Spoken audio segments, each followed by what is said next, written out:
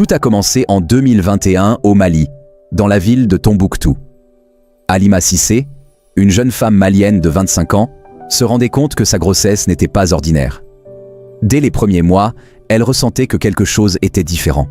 Les médecins locaux, après des échographies rudimentaires, avaient d'abord pensé qu'elle attendait des jumeaux, puis des triplés. Mais les surprises ne faisaient que commencer. Face à la complexité de son état et au manque de moyens médicaux adéquats au Mali, les autorités maliennes, conscientes de l'ampleur du défi, prirent une décision sans précédent: transférer Halima au Maroc, un pays voisin disposant d'installations hospitalières plus avancées. C'est ainsi qu'elle fut conduite à la clinique Ain Borja à Casablanca, un établissement réputé pour ses soins de haute qualité. Le 4 mai 2021, un événement sans précédent eut lieu. Par césarienne, Halima mit au monde 9 bébés, 5 filles et 4 garçons. Une naissance aussi multiple est extrêmement rare. Même dans les pays développés, les nonuplés sont presque inédits, souvent associés à des risques extrêmes pour la mère et les enfants.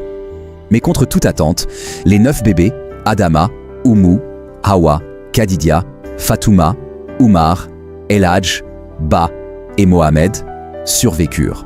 Le monde entier se précipita pour relayer cette nouvelle incroyable. Jamais, dans l'histoire moderne, 9 enfants issus d'une même grossesse n'avaient survécu ensemble après la naissance.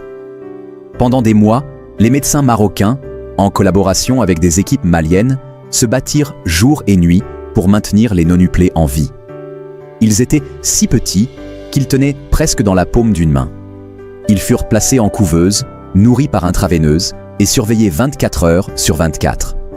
La maman, Halima, qui avait frôlé la mort lors de l'accouchement, passa également plusieurs semaines en soins intensifs. Son courage, sa patience et sa foi furent salués par toute l'Afrique et bien au-delà. Pendant plus d'1 an, Halima, son mari Abdelkader Harbi, officier de l'armée malienne, et leurs 9 miracles restèrent au Maroc, vivant pratiquement à l'hôpital. Les frais médicaux furent pris en charge par l'État malien, qui considérait ces enfants comme un trésor national. Enfin, en décembre 2022, après une année et demie d'angoisse, d'espoir et de soins intensifs, les médecins estimèrent que les bébés étaient assez forts pour rentrer chez eux. Le gouvernement malien organisa leur rapatriement comme une grande fête nationale. À leur arrivée à Bamako, une foule enthousiaste les accueillit comme des héros.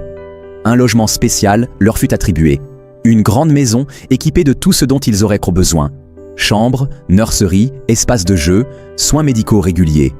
Le gouvernement malien continua d'assurer leur prise en charge, offrant des allocations spéciales pour couvrir les coûts énormes liés à leur nourriture, leurs vêtements, leurs soins médicaux et bientôt leur éducation. Élever 9 enfants du même âge représente un défi titanesque. Pour Halima et Abdelkader, chaque jour ressemblait à une véritable épopée. Les nourrir? Il fallait prévoir des quantités industrielles de lait, de céréales, de couches. Les coucher? Une chorégraphie bien rodée avec l'aide de plusieurs assistantes maternelles. Chaque enfant avait sa propre personnalité. Adama, l'aînée, était curieuse et toujours en mouvement. Hawa, douce et calme, était considérée comme la petite maman du groupe. Oumar et Ba étaient des aventuriers en herbe, tandis que Mohamed, le plus petit, était très câlin. La maison n'était jamais silencieuse. Il y avait toujours des rires, des pleurs, des courses-poursuites dans les couloirs, des chamailleries, des réconciliations. Le père, Abdelkader, partageait son temps entre son travail militaire et ses responsabilités familiales. Halima, quant à elle, était devenue une maman professionnelle, épaulée par des nounous, des infirmières et des éducateurs spécialisés. Leur vie était rythmée par une organisation militaire. Repas, bains, siestes, sorties, visites médicales, tout était planifié à la minute près. En 2023, les nonuplés commencèrent à marcher, puis à parler. Cela transforma encore davantage la maison en ruche d'activités. Les premiers mots, les premiers pas, les premières disputes fraternelles furent autant de moments émouvants pour leurs parents.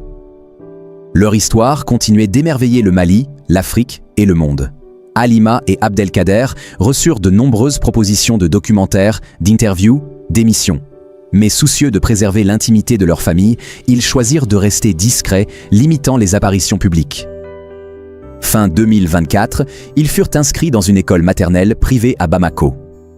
L'établissement avait accepté de créer une classe spécialement aménagée pour eux, avec un suivi pédagogique particulier pour s'adapter à leurs besoins spécifiques. Aujourd'hui, en avril 2025, les non-UPLE maliens ont presque 4 ans. Ce sont de jeunes enfants énergiques,